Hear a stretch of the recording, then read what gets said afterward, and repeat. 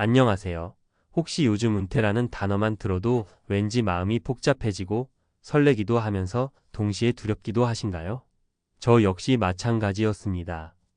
30년 넘게 간호사로 근무했던 저와 남편은 어느 날 출근 준비를 하다 문득 아직도 이렇게 하루하루를 종종 걸음으로 살아가야 하나? 라는 생각이 들더라고요. 삶의 대부분을 환자와 병원에서 보내다 보니 우리 미래가 과연 어떤 모습일지 뚜렷하게 그려지지 않았어요.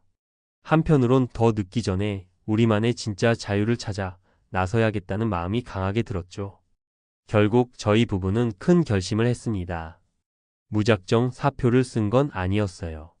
하지만 이제는 더 이상 늦추고 싶지 않다고 생각했죠. 주변 사람들은 병원에서 정년까지 안정적으로 다니는 게 최고야 라며 제 결정을 말렸습니다. 솔직히 저도 그게 안정이라는 건 잘 알아요. 그러나 마음 한편에서는 안정은 곧 안주일 수도 있겠다. 내가 간절히 원하는 삶은 아닌데 하는 생각이 강했어요. 그래서 고민 끝에 병원을 떠나고 남편과 함께 시골집으로 삶의 근거지를 옮기기로 했습니다.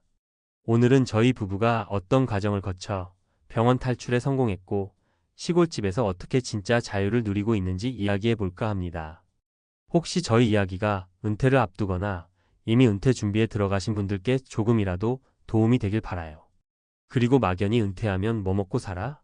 하고 걱정하는 분들이 있다면 한 가지 희망 섞인 제안을 드리고 싶습니다. 당신의 다음 단계는 생각보다 가까이에 그리고 의외로 간단한 형태로 기다리고 있을지 몰라요. 1. 은퇴를 결심하게 된 계기. 저희 부부가 겪은 간호사 생활은 한마디로 24시간 대기 모드였습니다. 교대 근무, 예기치 못한 야근, 응급 상황 늘 긴장 상태로 지냈죠. 아이가 어릴 때는 엄마 얼굴이 누굴 위한 얼굴인지 혼란스러울 정도로 바쁘게 살았어요. 남들은 간호사는 안정적인 직업이다 라고 말하지만 정작 몸과 마음은 엄청난 노동 강도를 버티고 있었습니다. 그러다 50대가 되면서 주변 동료나 선후배들의 퇴직 소식을 종종 듣게 됐어요.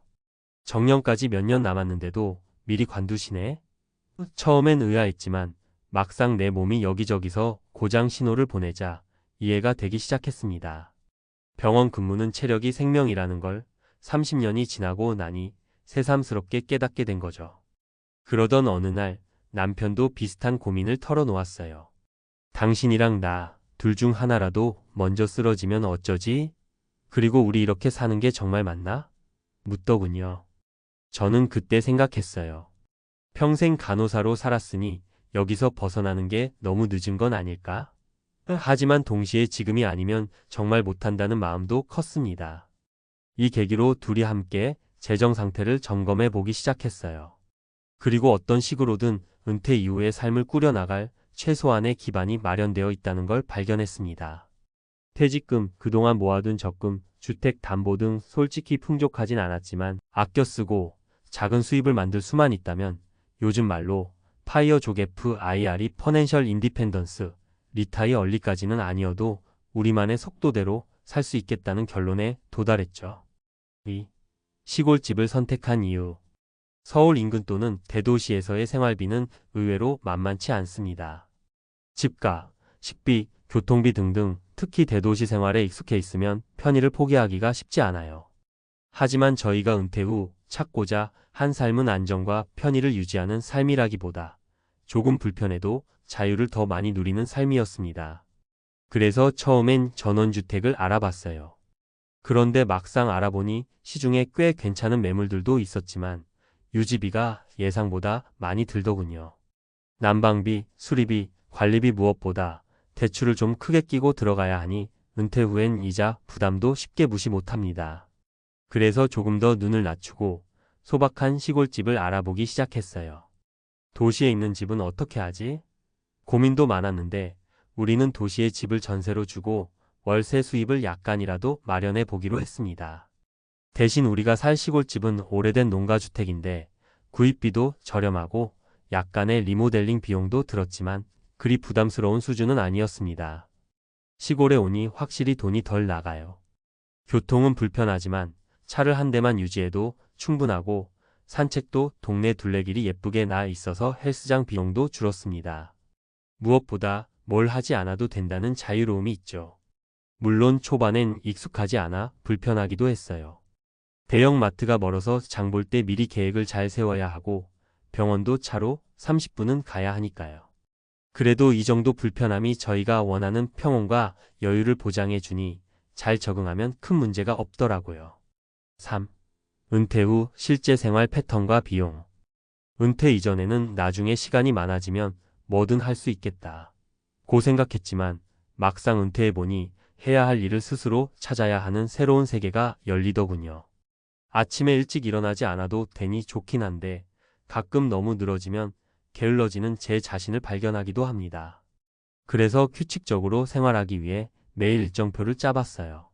새벽에 일어나 운동 겸 텃밭을 가꾸고 아침 식사 후에는 남편과 함께 주변을 산책합니다.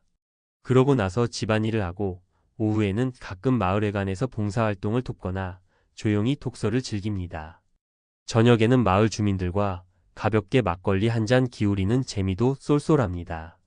생활비는 크게 나가지 않아요.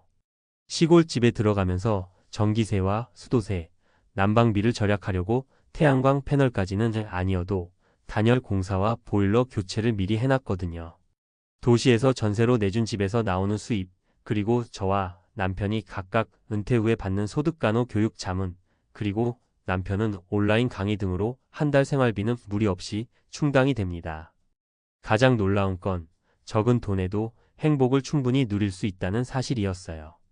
예전엔 평일에 쉬는 날이면 꼭 카페를 가야 휴식이라는 생각이었는데 지금은 마당에 앉아 햇볕 쬐며 차 한 잔만 마셔도 근사한 여유를 느낍니다. 이게 어쩌면 시골 라이프의 묘미가 아닐까 해요. 4. 은퇴 후 삶의 또 다른 가능성 3가지 사례. 제 이야기가 그저 시골이 좋아서 간 거 아니야? 라고만 들리실 수도 있을 것 같아요. 하지만 은퇴 후의 삶을 다양하게 만들어가는 사람들은 생각보다 많습니다.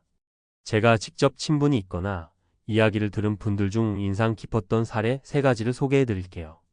사례 1. 작은 게스트하우스 운영하기 50대 부부. 같은 간호부서에서 일하다 52세에 조기 퇴직한 동료 부부가 있었어요. 이분들은 저희와 달리 관광지 근처에 작은 집을 구입해 게스트하우스로 운영하고 있습니다. 처음에는 식사나 청소 같은 건 힘들지 않을까 하고 걱정했대요.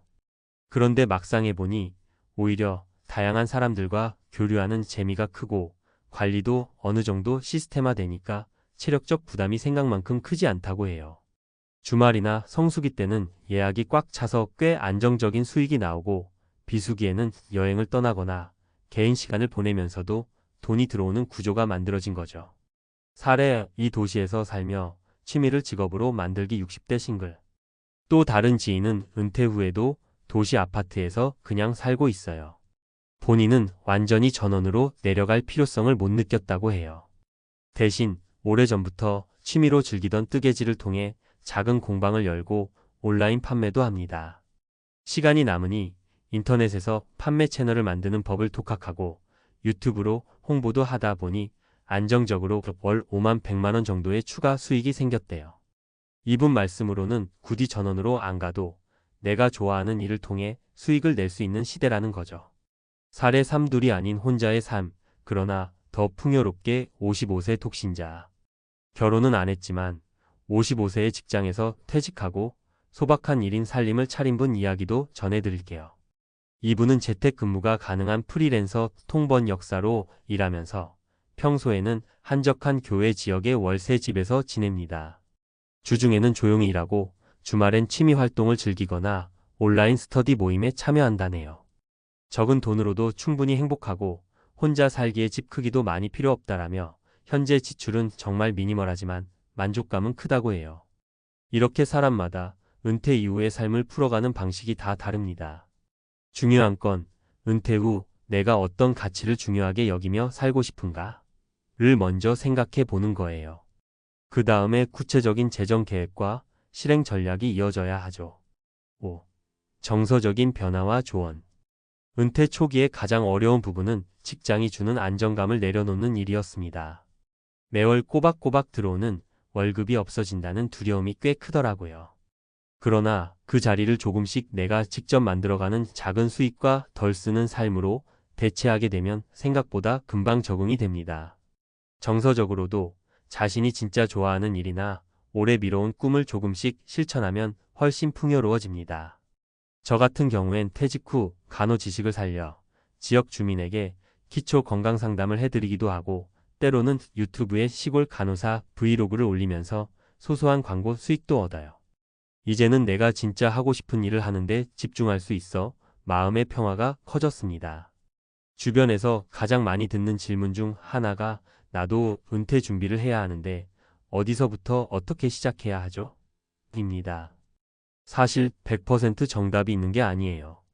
하지만 다음 세 가지를 먼저 해보시면 어떨까 싶습니다. 재정 상태 점검 대출, 자산, 예상 퇴직금, 연금 등을 빠짐없이 리스트업 해보기. 은퇴 후 원하는 삶을 구체적으로 상상, 최소 생활비와 하고 싶은 활동에 대한 구체적인 금액 계산. 실제로 소규모라도 시도하기 무작정 퇴직하기보다 평소에 작은 취미나 사이드 프로젝트를 시작해보고 수익화 가능성을 탐색. 6. 마무리하며 30년 병원 생활을 정리하고 55세의 새로운 길을 찾는 저희 부부의 이야기가 누군가에게는 조금 특별해 보일 수도 있고 어떤 분에게는 너무 평범해 보일 수도 있어요. 사실 저희도 두려움과 설렘 사이에서 매일 여러 가지를 배우며 적응 중입니다. 그러나 분명한 건 정년까지 바짝 일해서 살다가 비로소 정말 원하는 삶을 시작하기엔 인생이 너무 짧다는 점이었어요. 저희는 그것을 놓치고 싶지 않았습니다. 은퇴는 더 이상 할 일이 없는 사람이 되는 게 아니라 마음껏 삶을 디자인할 수 있는 기회라고 생각해요. 어떻게 보면 새로운 정체성을 만들어가는 과정이라고도 할 수 있죠.